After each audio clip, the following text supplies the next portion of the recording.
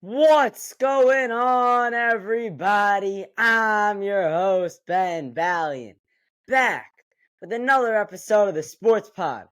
Today, I'm going to talk some Knicks as usual, but I'm not going to talk as much because I want to start getting away from them. I'm still going to keep doing the 82-part series, but it's going to be a lot of NFL today and a lot of MLB today. I want to talk some NFL draft, what the Giants should do at number 6, what the Jets should do at number 10. And I want to talk about Pete Alonso next year. I want to talk Lucas Giolito's out for the season. What does that mean for the Red Sox? Eddie Rosario just signed for today. And Juan Soto, how do I think he's going to perform this upcoming season? I'll get into all of it on the other side of the intro. Hit it. That ball is out of here! Out of here! Iguodala to Curry, back to Iguodala, up for the layup. Oh, blocked by James! LeBron James with the rejection. Bang! All right, getting into the episode and starting out in Detroit, where the NFL draft will be held this season. And I think Ryan Poles and the Chicago Bears organization have a couple really interesting decisions to make. I think the number one pick, you take Caleb Williams, no doubt. He has the size, he has the arm, he has the elusiveness, everything a quarterback needs.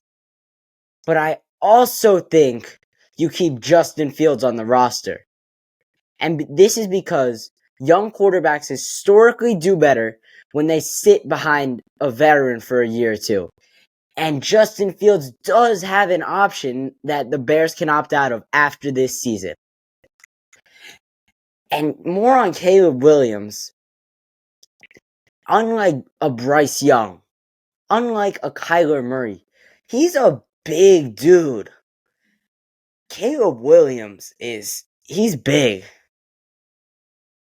And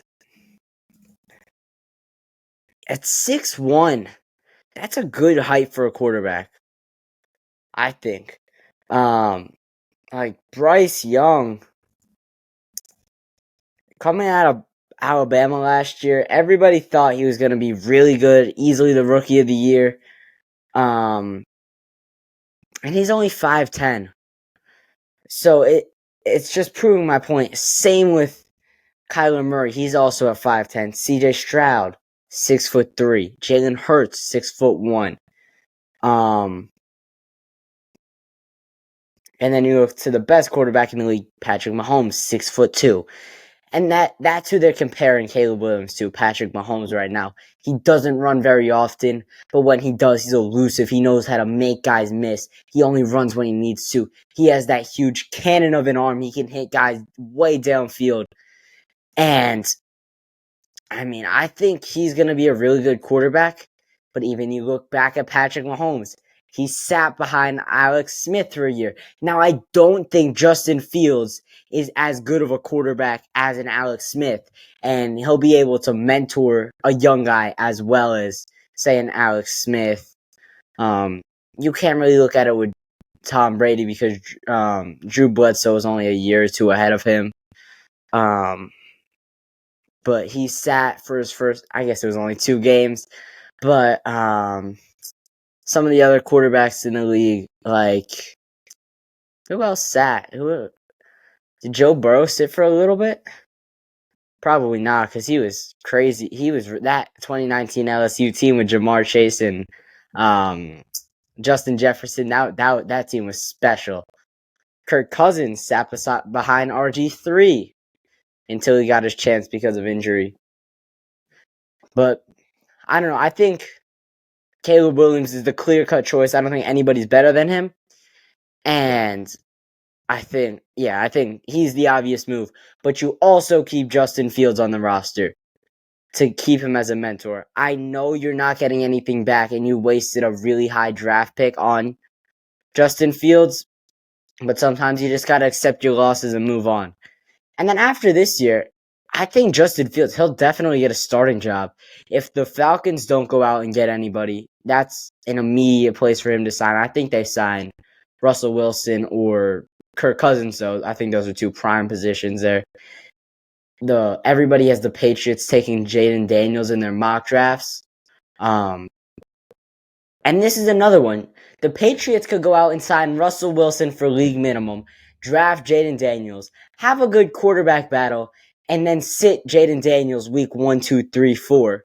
Let him learn from Russell Wilson, a Super Bowl champ, a multi-time Pro Bowl, an MVP, a former MVP of the league, one of the best quarterbacks that there is. He's probably top 50 all time of quarterbacks, not overall, and then take over. Because I think Jaden Daniels is already very mature, but then you give him that chance to learn from one of the greatest to ever do it. It's a really good chance for him. I like that more now that I'm thinking about it. And then even if the Patriots sign Kirk Cousins, who's obviously not even in that conversation with Russell Wilson, he's a starting quarterback in the NFL. People know what he is. People know his work ethic.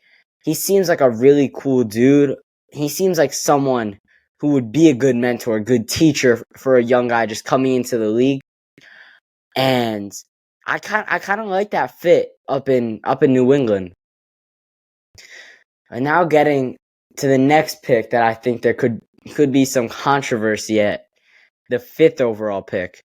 I've seen a couple people have J.J. McCarthy in that spot. Not by the Chargers every time, sometimes by the Chargers, reunite him with Jim Harbaugh.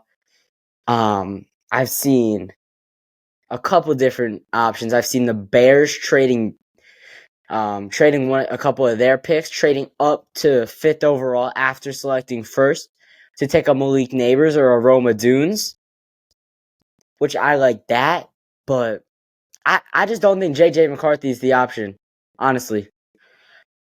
He didn't. I get that Michigan ran the ball a ton. They had the two-headed monster of Corum and their other running back. I forget what his name is. So they didn't really need to throw the ball a ton. But then J.J. McCarthy, yes, he had a really good draft combine. But look at Zach Wilson. He had a really good pro day. He had a good draft combine. And what is he doing now? He's about to get traded by the Jets. He's going to get cut. So, I just haven't seen enough in live action for me to believe that he's an NFL starting quarterback. And even him, he'll go and he'll sit behind Justin Herbert. Because I don't see a way that the Chargers trade Justin Herbert. And that's why, for the Chargers, it makes even less sense. You got to be drafting an offensive lineman. Joe Alt out of Notre Dame. He's the big guy. He's the big name that people are talking about. And Blake Corum benched the same amount as he did at the combine, which I thought was cool. It just shows that you don't need to be big to have a ton of strength. But at number 5, you can't waste it on a running back. You can't go out and get your boy Blake Corum, Harbaugh.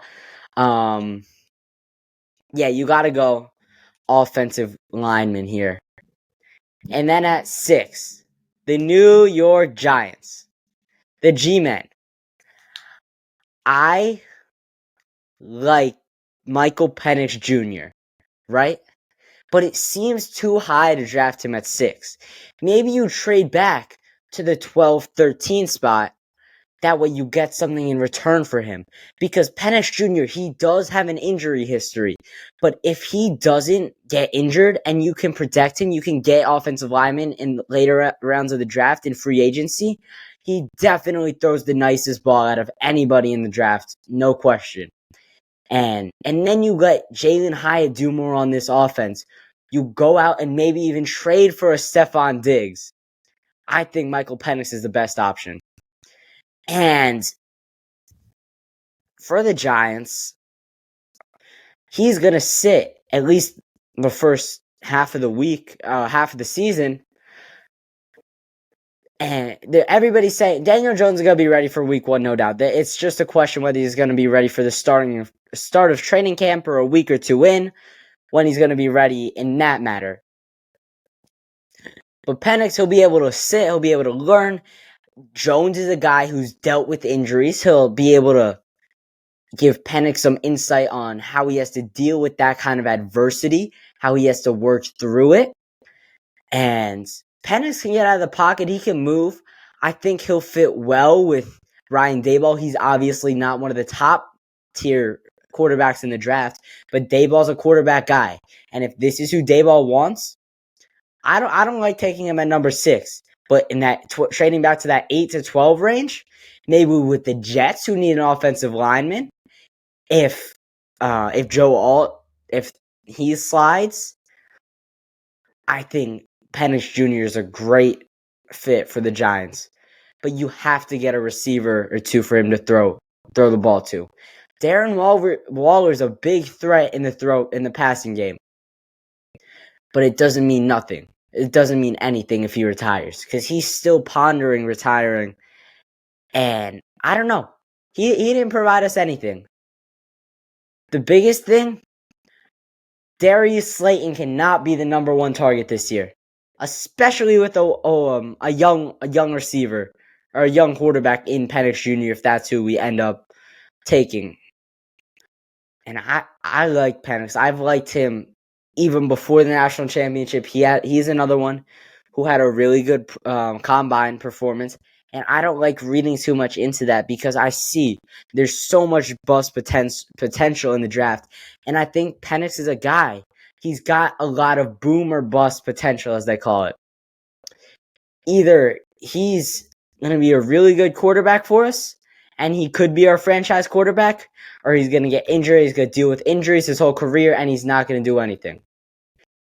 And if I'm Joe Schoen, I'm taking the risk on Michael Penix Jr. So now, this is Jets-Giants country. So let's see, what do the Giants and the Jets really need to come out of this draft with? With the Giants, it's definitely it's got to be a quarterback that they think can be their franchise quarterback for the next 10 to 15 years. But outside of that, because I just talked about that with Penix Jr., and even if they don't get him, and you're traded back, Neighbors might be there, Odunze might be there. You still need offensive linemen. This is a deep offensive lineman draft. And then take Spencer Rattler in the 2nd or 3rd rounds. But outside of the quarterback, you need a running back. You didn't tag Saquon Barkley. I think he walks in free agency. Honestly, the Giants haven't paid him. He's given them a couple chances now. I think he walks. I think the Texans are a really good fit for him. I think the Ravens are a really good fit. Maybe even the Chargers. If Austin Eckler leaves in free agency, which I think happens also. But you see, you don't need to pay a running back. You can get one in the 6th, 7th round. Isaiah Pacheco is a 7th round running back, and now he's one of the best in the league. He's a top 10 running back in the NFL. So you don't need to spend big money on Saquon because he's another guy. He gets injured every year. You can pencil him in for 4 to 5 games missed every single year. And the Giants can't afford to have that because we don't have the weapons to throw the ball to. There are a lot of times where we have to rely on our running game heavy, where we don't have the options to throw the ball to. And that's why I think Daniel Jones gets hurt so much, because he's always scrambling, always running around, always sometimes even design quarterback runs.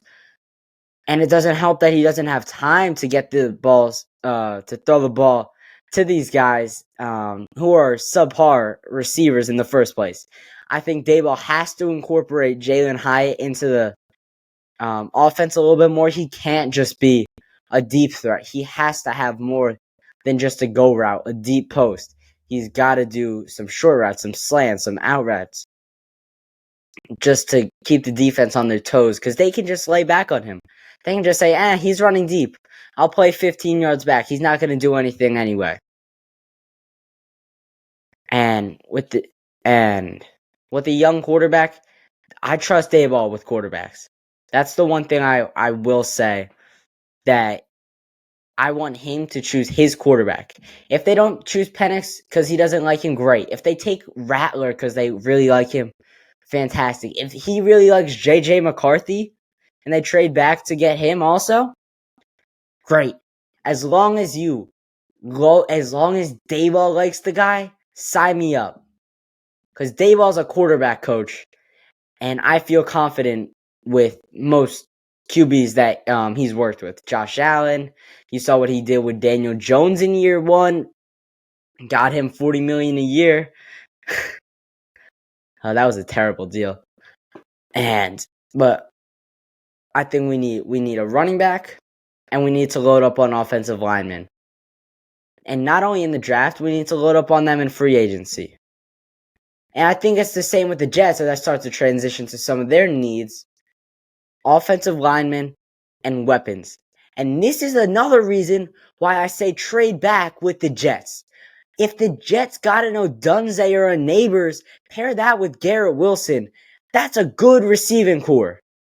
Is Allen Lazard still there this year? I don't know. But Aaron Rodgers, Randall Cobb is still there? I don't know. But if you have those two, those are some good weapons for Aaron Rodgers to throw the ball to. And I'm not a Jets fan. But honestly, I don't really care if the Jets are successful. Because I don't know. We're not in the same division. We play once every 4 years. We never really see them in the playoffs. I don't think there's ever been a Jets Giants Super Bowl. And yeah, I don't really care if they're good or bad. And I love the Giants. That's who I want to be good. I want them to always be good. This year they had me checked out before Halloween, and I'm not somebody who checks out early ever. That's what kind of a season it was. We played one good half against the Cardinals. I guess we had another good drive with Tommy DeVito and Wan'Dale Robinson against the Packers. Shout out Tommy DeVito. He's going to be in the quarterback conversation this year for the Giants. I doubt he wins the job. There's no way. But he'll be around. He'll be on the sidelines. His agent might be at some games. And so, I don't know. More competition, I think, the better for these guys. Especially the young guys like Penix, who is going to have to fight if he wants to win the quarterback job week 1 over Daniel Jones. Because Daniel Jones is making $40 million a year right now. I don't think there's a way that he doesn't start week 1 unless he just has like the worst training camp anybody has ever seen. But I doubt that happens. And like with Aaron Rodgers, I saw it coming because there was reports last year that like an what is it called? Like joint practices in training camp that the offensive line wasn't holding up well for them, and they had problems before the season even started. And then 4 plays in, everybody knows what happened. The offensive line game out. Aaron Rodgers had to scramble, got tackled, got sacked, and their season went down in flames. So that's all that happened with them. And then the last team I want to talk about is the Bills, because they released some notable names, but also saved over $35 million in cap space today. They were in the worst cap position at the start of the season, and now they're in one of the best spots regarding the cap. They released Tre'Davious White. They released Jordan Poyer. They restructured Von Miller's contract. And does this mean they're going into rebuild mode? And if it does, would they be willing to trade Stephon Diggs? Because if they are, Les Sauce, the freelance GM, I think it's your time to shine. And same with Joe Shane, because the Giants need a true number 1. And then even if the Jets trade up, get an Odunze or Neighbors, and then trade for Stephon Diggs, you have Garrett Wilson, Stephon Diggs, and Malik Neighbors or Roma Duns in the same receiving room? That's a nasty trio. And you got a top 15 quarterback back there slinging the rock. He's not going to be able to move much, but you got 3 top-end receivers on your team. That would be a huge win for Woody Johnson and the Jets. All right, I think I'm going to get into some baseball here. Starting it off with the polar bear, Pete Alonso. I was talking to some of you on Twitter or Instagram today, and I got asked, would you be interested in selling Pete Alonso if you were the Mets GM? And my answer was, if we're 10, 15 games out at the break, out of a wild card spot, then yeah, I trust Steve Cohen to bring him back after the season when he has free agency. But and we know David Stearns wants Pete Alonso. David Stearns was the Brewers GM last year when there were reports that came out that said the Brewers were in field goal range of finalizing a contract to send Pete Alonso to Milwaukee and team up with Christian Yelich and the Brewers. But he stayed with the Mets. We still have him this year. There's the whole Scott Boras saga that's going on right now. And if Scott Boras is losing his edge, great. We'll see you in free agency. And if you're having a down year, like I said before, and as the Bills just signed Mitch Trubisky. I gotta find out what that contract is, but that just broke. I heard they were close to a contract earlier. So Mitch Trubisky, Josh Allen's obviously gonna be the starter, but if they're going into rebuild mode, would they trade their franchise quarterback in Josh Allen? All right, getting back to the baseball. What was I saying? Oh, if Pete Alonso has a really good year, I think it benefits the Mets because Steve Cohen's the only one that has the money to go out there and spend for Pete. And if he has a down year, I almost don't like it as much. Yes, the price will be cheaper, but more teams will be interested in him. And I don't know. I know David Stearns likes Alonso, but Steve Cohen has to tell David Stearns, if they trade him, we have to do everything in our power to go get him. If another team makes an offer, go 10 million higher. If they match it, go higher, go up again. This is our franchise player. This is the face of our franchise. We cannot let him go out like this. And then if they sign him and trade him at the deadline and sign him back in free agency, we have prospects and the polar bear back. The Mets want to put a dance team in, rile up the crowd. I don't mind it. I don't care. I think it's fun. All fun and games. But you know what energizes the crowd, Steve Cohen? A 3-run homer from Pete Alonso in the 8th inning to take the lead of a game.